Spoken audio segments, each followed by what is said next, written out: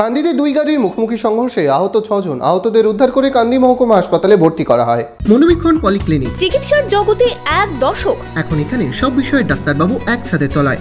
Phone করুন 7477799515 এই নম্বরে। গাড়ি করে বাড়ি ফেরার পথে রাস্তায় ঘটে বিপত্তি। পুলিশ সূত্রে জানা যায়, মঙ্গলবার বিকেলের দিকে বহরমপুর থেকে গাড়ি করে এক অসুস্থ ব্যক্তিকে নিয়ে যাওয়া হচ্ছিল এবং উল্টো দিক থেকে একটি গাড়ি ভরতপুরের দিকে যাচ্ছিল। সেই মুহূর্তে কান্দি থানার রাসোড়া এলাকায় মোড়ের মাথা হওয়ায় মুখোমুখি ধাক্কা লাগে দুই গাড়ির।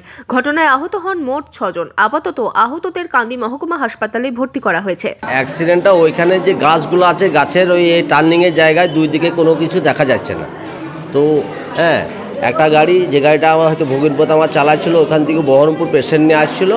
হ্যাঁ, আর এক্সিস ব্যাংকের ওই যে এটিএমের ওই এটা থাকে, ওরা ওইখান থেকে ভরতপুর থেকে আসছিলো।